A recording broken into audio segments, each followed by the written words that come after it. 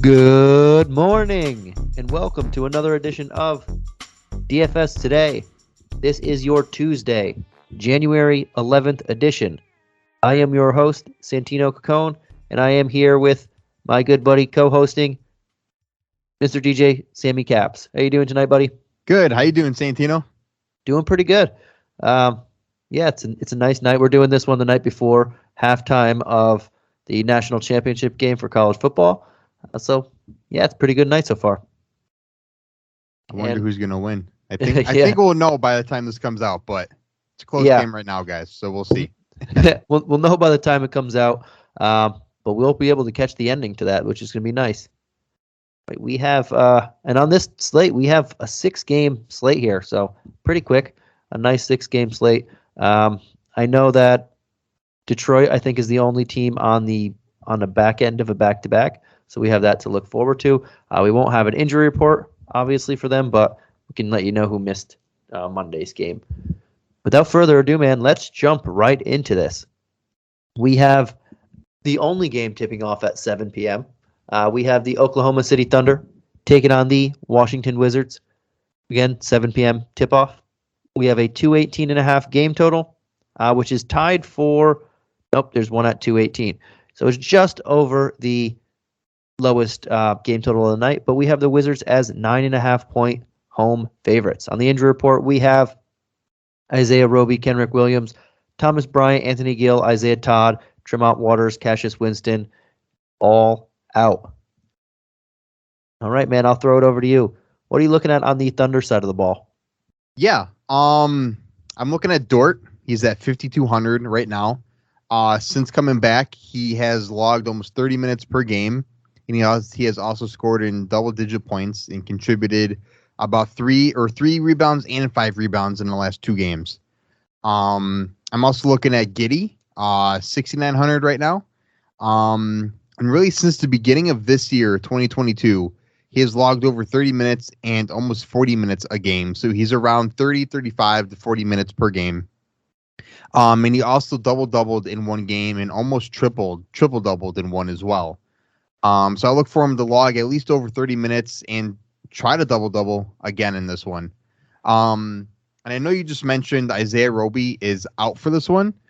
If for some reason he happens to play, I was making my notes a couple hours ago and he was questionable. So I actually make sure you check his status.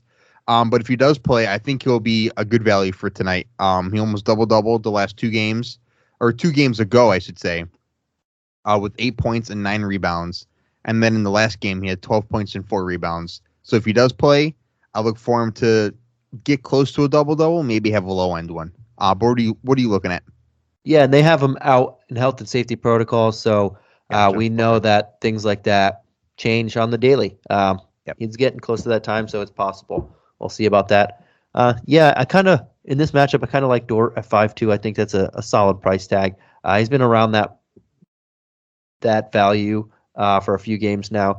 I don't think the upside is huge, but I think he's solid there. I really want to go to Shai at 7.6, but he's just been playing very poor lately. So at under 8K, I can keep him in my player pool, but he's teetering on it where I'm probably not going to have much, if any, exposure to him. But I really want something to change my mind before the game starts at that price tag. Outside of that, I think Baisley and Jeremiah Robinson Earl under 4K at 3.8 and 3.7 make decent sense to me. And Trey Mann at 3.3. With Kenrick Williams out in health and safety protocols, that opens up a spot in the rotation. And a lot of these guys are playing all over. But that opens about 20 minutes or so in the rotation for a couple of these guys. And I like that. Baisley either starts or comes off the bench. He might start in this one since the front court of the Wizards is slightly bigger. And Robinson Earl's in a solid spot too. I like taking a couple chances on those guys down there, but I'm not super confident in any of them. Right, we'll jump on over to the Wizards side of the ball. Very, very good matchup for these guys. We just saw Kyle Kuzma put up pretty much a career game for him. 27 points, a whopping 22 rebounds. It was crazy. I obviously don't expect that again, but in his last 5 games, he's been phenomenal. You can even say 6. He has over 40 points, 40 in every of those last 6 games. So he's playing fantastic. We just saw Rui come back, but Kyle Kuzma is on another level right now. 8-4 is super expensive, but the matchup is really good. So I can't fault you for going there. I probably won't, just because I can't imagine him keeping it up, but he's worth a flyer there. Trez Hero is back at 4-7. I've been waiting for him to come back. Finally, he should be back for this one. We'll see how much his conditioning is up, if he can play a solid amount of minutes, like 20 or so where he's been playing. But 4-7 is a very solid price tag if he can do that. And Caldwell Pope at 5-1 I'll be looking at. And that's probably it for here. How about you, my friend? Yeah, I have KCP as well. And I also have Kuzma. I agree with you, though. I think he's a little expensive at 8-4. I believe in Kuz, but I don't believe in him that much. And like you said, he's not going to have another 20 and 20. He might double again, but definitely not like he did the last game out. But one guy that I don't think you mentioned was Daniel Gafford. He's at 6,200 right now. And he's been scoring double-digit points in his last 2 games. And he's also averaging almost 2 blocks a game. And he's also doing this while playing under 30 minutes. So I think if he could reach the 30-minute mark or more, he really could do some damage. So that's really the only other guy that I'm looking at on the Wizards side of the ball. I like it. And I forgot to mention the Wizards are on the front end of a back-to-back. So we'll see if that changes anything. But next game of the docket, we have at 7:30 p.m. Eastern Standard Time, Phoenix Suns traveling to Toronto to take on the Raptors. On the injury report, we have Justin Jackson, Cam Johnson, Frank Kaminsky, Abdul Nader, Dario Saric, Landry Shamet. Shamet is probable. Everybody else was out, and so is Ish Wainwright. Goran Dragic's also out. Gary Trent Jr., Scotty Barnes are questionable. And as I mentioned, Shamet is probable. And we have a 225 game total, second highest of the night of the 6, and the Suns are 3-point road favorites. I'll throw it over to you, my friend. What are you looking at on the Suns team? Yeah, I have a couple guys. I have Mikal Bridges. He's at 5,300. I would consider him. I think as long as he gets his minutes, he should give us some value back. He had one down game, but I think he can string together a couple good games after having 20 points the last time out. And then I'm also looking at Jalen Smith. He's a little bit cheaper at 5,000. He also did have a down game his last time out, but he was solid before. And I look for him to really get back on track and have at least double-digit points, maybe with close to 10 rebounds, if not right at the 10 rebounds. So maybe like have a low-end double-double. But who else are you looking at? Yeah, I think Bridges is solid play at 5-3. If Shamet plays, I kind of have some interest in him. And Jay Crowder at 3,900.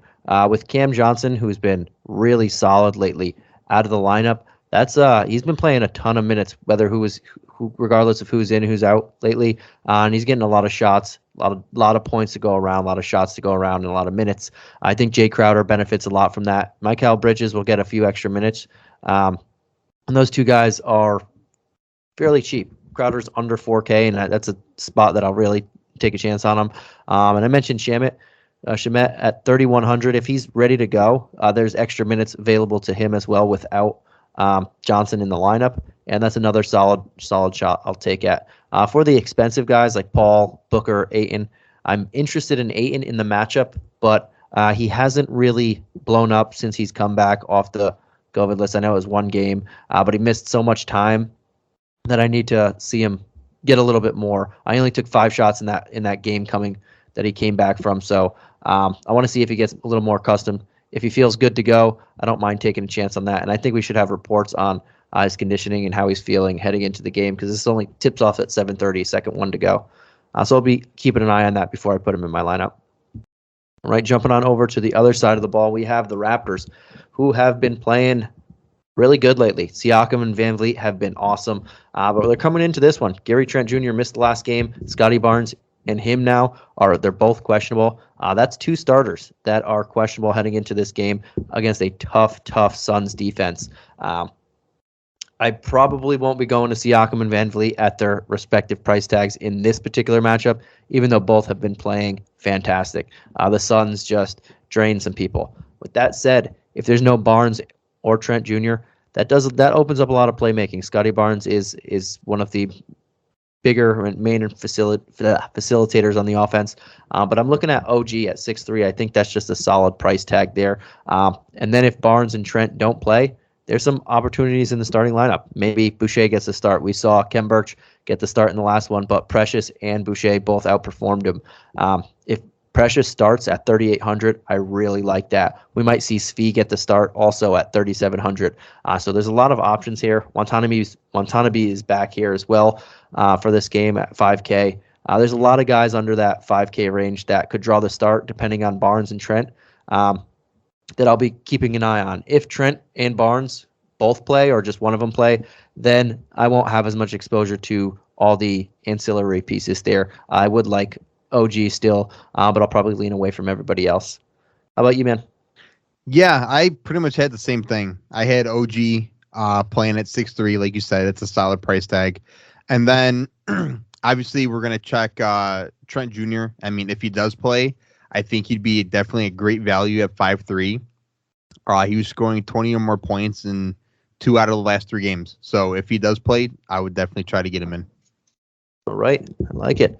And then we'll jump on over to the next game, 8 p.m. Eastern Standard Time. We have 3 games at 8 p.m. But we have the Detroit Pistons, the only team on the back end of a back-to-back, against the Chicago Bulls on the front end of a back-to-back here. On the injury report, or I'll say the spread first, we have a 221 game total, which is the third highest of the night, and the Bulls are a whopping 13.5 point home favorite. Though the Pistons just beat the Jazz. I know the Jazz are a little shorthanded, but that's besides the point. On the injury report, we have Alex Caruso, Tyler Cook, Javonte Green, Mac McClung, and Patrick Williams all out. On Detroit, we know Jeremy Grant is out, Kelly Olynyk's out, Frank Jackson's out. Bol might not be ready for his debut on the team. And that was it for Monday's game. But I'll throw it over to you, my friend. What are you looking at on the Detroit side of the ball? It's tough because it's, in my opinion, all value, but they're all expensive value plays. I'm looking at Sadiq Bey. Like I said, expensive. He's at 7,500. He's been consistent with the exception of his game against Memphis. But he's been close to a double-double, if not having one. And I look for him to play hard against my Bulls and be close at least to another double-double. And then I'm looking at Cade Cunningham as well. Again, expensive. He's at 7,800. He scored in double digits and close to 20 points in the last 4 games. And he also played over 30 minutes in 3 out of the 4. So I think if he should get 30 or more minutes in this one, I look for him to have at least maybe 15 points, like 15 to 18 range. And then I'm looking at Diallo. Again, expensive still. He's at 7,200. But he scored in double digits in 13 out of the 14 games. So I think if the Pistons want to beat my Bulls or at least be close, because they're pretty tough now, he's going to have to make a double-digit game and make it 14 out of the last 15 where he scored double points or double-digit points.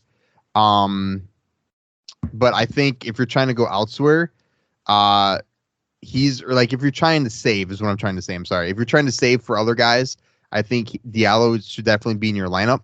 But if you don't really care about saving, you want to try to get one of the more expensive guys, I would just overlook Diallo. But what about you? Who are you thinking? Yeah, no, I think we'll have to see what happens on the injury report. I know Killian Hayes actually left the game tonight, so I don't know if we'll be added to it tomorrow or if anybody else is just going to rest because it's the back end of a back-to-back. But that'll change some things. That means I would be more inclined to play Cunningham at 7-8 if there's more ball handling and facilitating responsibilities, because a lot of times Killian Hayes really doesn't do much besides that type of thing. I would like him there. If not, if Hayes does play, I would lean more towards Bey out of those 2 options. He's just been playing really great, like you mentioned, outside of one game. I do have interest in Trey Lyles at 4,900. He's kind of taken that not starting center spot, but he's taken the lion's share of minutes away from Isaiah Stewart. Isaiah Stewart missed a lot of games, missed like about 2 weeks there, a little over 2 weeks. Came back for 2 games, but he's played 20 minutes on the dot the 2 previous games before tonight. And then I think he only played again on 19 minutes tonight, or 22 minutes. But Trey Lyles has been playing more minutes than him for 3 straight games. You can see it reflected in their price tags. And at under 5K, he's been really solid. I don't know if the 13 rebound game is going to happen again, but he's scoring in the mid-teens and grabbing rebounds, getting assists, pitching in some stocks there, here and there, hitting a couple threes. That's pretty solid value for me. So I like looking at Trey Lyles' way. And then Corey Joseph, I don't mind looking at his way either, knowing Frank Jackson's out, knowing that there's a potential that Killian Hayes is out. Saban Lee is kind of in the rotation sometimes and then not. So we'll see who actually draws the start out of those 2 at point guard if Hayes is out.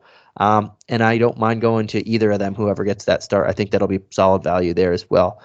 So I think there's some people to look at here, but I'm waiting on Killian Hayes to do that. And outside of him, I don't mind Lyles and Bay.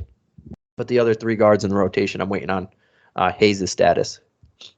All right, jumping on over to the Bulls side, and they are a huge favorite in this game, 13.5 points.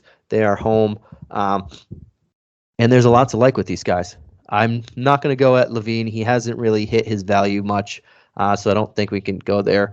Vucevic is going to be in a great matchup at 9K. Him and DeRozan, I think, are real solid options here that I'm looking at. More so Vooch, and Kobe White is still priced pretty lowly for the way he's been playing at 5'6". He's just been on fire, getting a lot of minutes. I think that's a solid value. Even if he doesn't crush it, I think he'll hit value there and easily, as long as Alex Caruso is out. Those 2 guys I'm looking at, and I don't mind taking a shot at a guy like Ayo or Derek Jones Jr., but very, very low shots at those guys. But yeah, I think Vooch and Kobe White are the 2 guys I'm looking at the most here. How about you?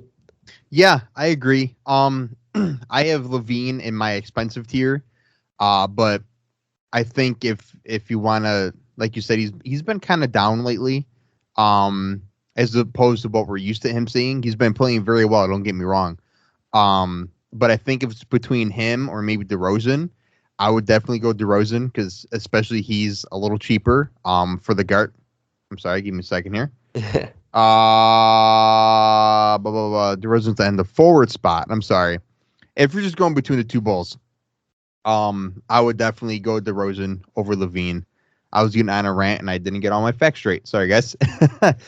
But for some value, I had those 3 same guys. I agree. Kobe White's been tremendous.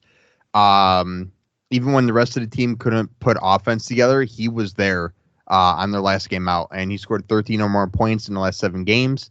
In the beginning, high 20s to mid to high 30s. And he's coming off the bench doing this. So I think he's great value, like you said. And then if I had my choice between Ayo or Derek Jones Jr., I'd be going Ayo. I know you were mentioned to stay away from both of them. But if I had to pick, I would be, like I said, picking Ayo. He's about 300 more at 36, where Derek Jones Jr. is about 33. And I think if this game gets to be garbage time, if the Bulls do pull away, I look for Ayo to have a solid stat line. He played 30 minutes against Washington and got 18 points and 5 rebounds, and with 4 assists as well. So I think if he could get back to 30 points again, or 30 minutes again, I'm sorry, I think he could have another 15, 18 points, a similar stat line. Right, I like it. Before we go on to the next game, I want everybody to know that we have a brand new daily sports fantasy partner here at Sports Ethos, and that is Thrive Fantasy. Prop up with Thrive Fantasy on their mobile app or at thrivefantasy.com. Use code ETHOS when you're signing up to get a 100% deposit match bonus on your first deposit up to $100, plus either 2 or 4 free game tickets to play. Pick player props on the biggest names playing every night. Score points when your props hit. And the players with the most points win a share of the nightly prize money.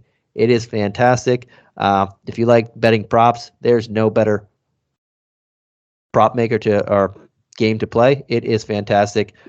Do check them out. They are great. All right, let's jump on over to the next game of the night. We have the Golden State Warriors taking on the Memphis Grizzlies, tipping off at 8 p.m. Eastern Standard Time. We have a 218.5 game total. The Warriors are 2-point road favorites. On the injury report, we have Draymond Green, James Wiseman out, Dylan Brooks out, Yespon, Steven Adams, Gary Payton Jr., or Gary Payton the second, and Otto Porter Jr. All out for this one. I'll throw it over to you, my friend. What are you looking for on the Warrior side of the ball? I'm gonna be looking at Jordan Poole at 5,200. He scored in double digits in 5 out of his last 6 games that he played in. And I think with Clay back, he had 24 minutes in the last game, and he still scored 14 points and had a couple rebounds and a couple assists. So I think he can still get his minutes even with Clay coming back and them ramping him up to where he should be playing most of his minutes in Clay. But I think Poole will definitely be a good value at 5.2. And then I'm looking at Damien Lee. He's 3,700. He had 30 minutes in the last game out and scored 12 points with 5 rebounds and 3 assists.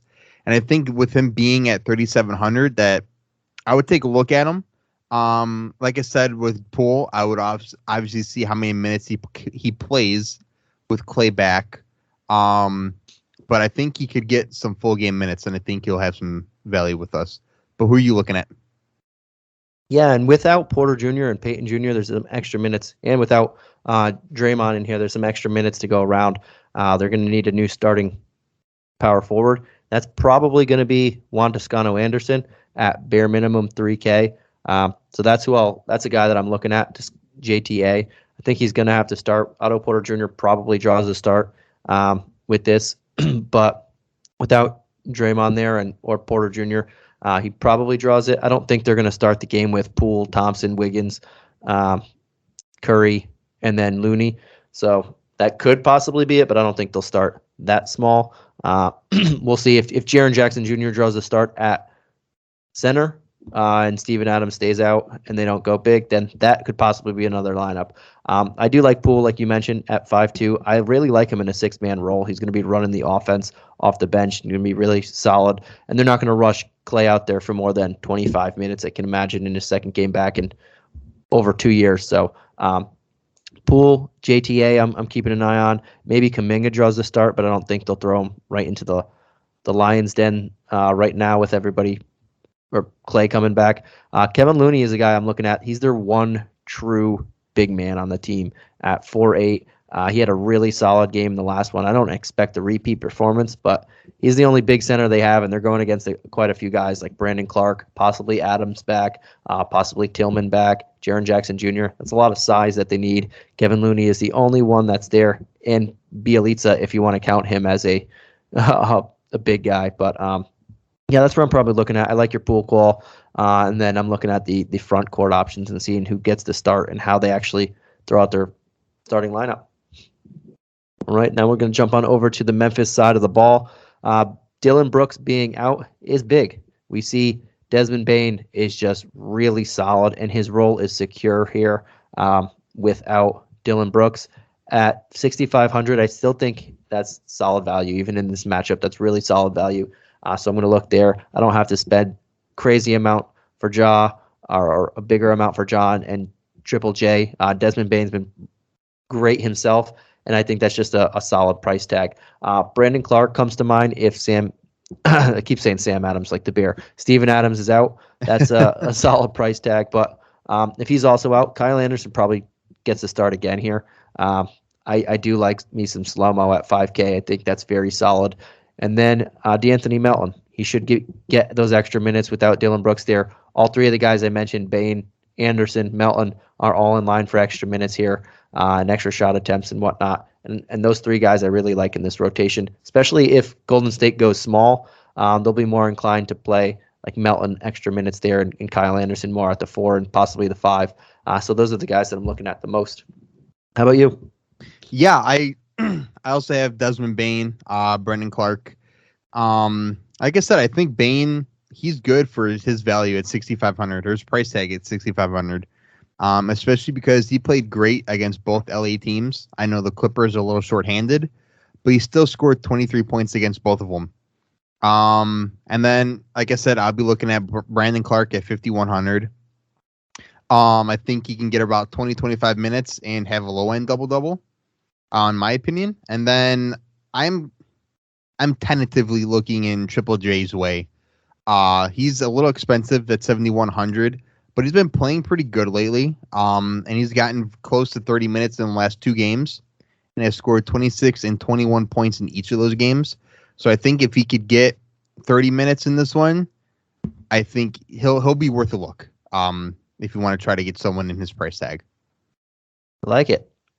All right, let's jump on over to the last game at 8 p.m. Eastern Standard Time, and then we have the late game. But this one is the Minnesota Timberwolves taking on the New Orleans Pelicans. We have a 228 game total, which is the highest of the night, and the Wolves are 2.5-point road favorites. On the injury report, we have Patrick Beverley questionable, Leandro Bolmiro out, Kyra Lewis, Didi Lazauda, Zion Williamson all out, and we are good to go. We have nobody on the front end of a back-to-back here. So I'll throw it over to you, my friend. What are you looking at on this the Wolves side of the ball? Yep. I'm only really looking at 2 guys. Anthony Edwards, he's at 7.9. But since he came back from the COVID protocols, he's scored 20 or more points in the last 4 out of 5 of those games. He was close to a triple-double against OKC, posting 24 points with 6 rebounds and 7 assists. So again, I would look in his way. I don't think he's a must insert in your lineups, but definitely keep him in mind. And then I'm looking at Jared Vanderbilt. He's at 6,200, and he was close to posting his first ever 20 points and 20 rebounds in their last game out. 20 and 20, I should say, because he had 21 points and 19 rebounds. I don't think he could do that again tonight, but I look for him to try and be close at least. Maybe have 10, 15 points and maybe 12 rebounds. So I think he's some good value at 6.2. But who are you looking at? I like that. Yeah, I like Vanderbilt too. This is a solid matchup for him. He's been really good rebounding the ball just in general all year. He has been fantastic about on that. He's averaging over 9 rebounds a game, and a lot of that in the beginning of the year, he wasn't really getting those full minutes there. So this guy is a rebounding monster. I don't expect another 20 points out of him. That's where he doesn't do too much damage is scoring. But when he scores the basketball, his upside is evident because he's rebounding. He's getting a lot of stocks. He's averaging 2 steals, or well, not 2 steals. He's averaging over 2 steals and blocks a game. Is what I meant to say, which is crazy. Not and 2 stocks. Like, yeah, I'm messing up. The words are not coming to me here, but 2 stocks a game. With that said, I like him. I think Russell is still in a solid spot. The guy's been playing really well. He's now ahead of Edwards on the price pecking order, but he's playing great. His assist numbers are fantastic. 4 of the last 5 games, he has double-digit assists, and then those last 2, he has over 20 actual points. So he's been playing really great. This matchup doesn't scare me in the least bit. We'll probably see Josh Hart a lot on Anthony Edwards, and Josh Hart's their best defender. So it frees up a lot of Graham and other people to guard Russell here, and I really like that. So I'm going to go a lot to Russell. I like Vanderbilt, like you mentioned. That's probably it for where I'm staying here. Towns is in a solid spot too. But if I have the money at center, I'm going to spend up for another guy in a different game that we'll get to. But I'll jump on over to the Pelicans side of the ball. I mentioned Josh Hart. He should be back for this one. He didn't play in Toronto. They didn't exactly say why. It was something about he couldn't travel there, or he was contact tracing and he was a close contact, so he didn't travel over. But 6'3" for him, I think that's a solid price tag. He didn't really play great in the last game. 4 of 10 from the field. He didn't have his customary rebounds. He didn't have any stocks, and only 2 assists. I expect those numbers to change drastically. He's been a very solid playmaker, and he's one of the best rebounding guards in basketball with mid-teen plus points. So I like that there. J-Val's in a decent spot at 8.5. Don't think I'll go there, though. But I am looking outside of Josh Hart. I'm looking at Herb Jones at 5.1. I think he's just been playing really solid. He doesn't always bring the fantasy value or huge ceiling, but he does a lot of dirty work, and I really like that. And I think this is the matchup that he'll play very solid in. So I think those two guys I'm looking at the most is Hart and Jones. How about you? Man, it's like you're stealing my notes over here. Yeah. I have those two same guys. Honestly, I have Josh Hart and I have Herbert Jones as well. Yeah, I mean you can't go wrong with these two. Jones at 51, he scored 5100. He scored double digits in the last couple games. He has 13 points in the last 2 games he has played. So I think he's a good play in this one for sure. Right, I like it. All right, let's jump on over to the last game of the night. We have the Denver Nuggets taking on the Los Angeles Clippers at 10:30 p.m. Eastern Standard Time. We have a 218 game total, which is the lowest of the night by a half a point, and the Nuggets are 2.5-point home or road favorites. I'm sorry. And then we have on the injury report, Will Barton just entered the health and safety protocols. He is out. Vlatko Kankar, PJ Dozier, Marcus Howard, Jamal Murray, Michael Porter Jr., Paul George, Isaiah Hartenstein, Luke Kennard, Kawhi Leonard, Jason Preston, Justice Winslow, all out. I will throw it over to you, my friend. What are you looking for on this Denver side of the ball? I'm looking at really 2 guys. Jeff Green, 3,500. He has scored 18 points and 16 points in each of the last 2 games, and he had a couple rebounds and assists. I think it was literally like 1 or 2 rebounds and assists. But I mean, I think for 3,500, he's definitely a great value play for tonight. And then I'm looking at Austin Rivers, 4,100. He had over 30 minutes in his last game and scored 22 points with 5 rebounds. So I'll look for him to try to do that again tonight, just as long as he gets in the 25 to 30 minute range. But who are you looking at? Yeah, so I'm going to start with the big guy, Jokic, 12K. Really love him here. They played against the Clippers and Keith's brother, Marcus, not too long ago. I think the day after Christmas they played. He played 38 minutes. Jokic put up 26 points, 22 rebounds, 8 assists, had 73.5 fantasy points. Yeah, he's going to have to do that again. And without Will Barton now, who's the number 2 option, he's just going to be the offense. I don't know if he'll get 8 assists again because he doesn't have that many people to pass to right now. But I love Jokic in this matchup against a small Clipper team. They have Ibaka. I think Zubats is back now. I don't know how he's not fully ramped up. He just came back a game or 2 ago. But he can take advantage of that matchup a lot, both of those guys, and Marcus Morris if he's playing center. Yeah, and then I'm looking without Barton now out of the lineup, Aaron Gordon, Monte Morris, Austin Rivers all become a little bit appealing to me. Even Bones, who's one of the best scorers of those guys, but I probably won't go there.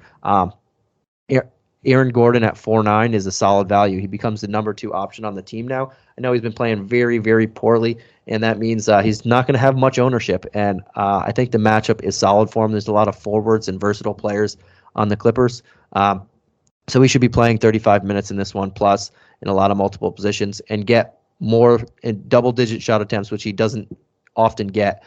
So I really like him under 5K. Same with Monte Morris, 4.7. He has his starting job back.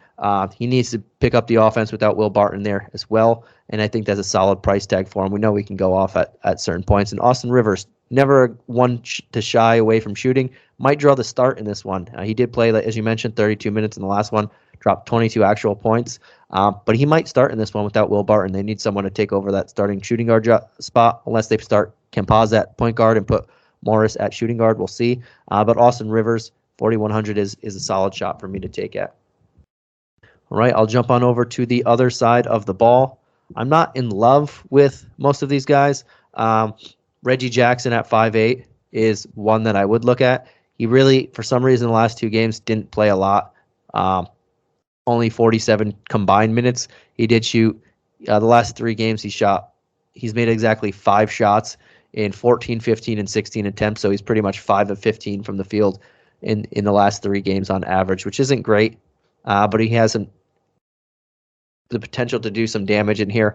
With what we'll see a lot of really small guard lineups in Denver with Rivers, Campazza, Morris, Bones. A lot of those guys are going to have to play a lot. So Reggie Jackson will fit in as a smaller guard here. So I like him at 5'8".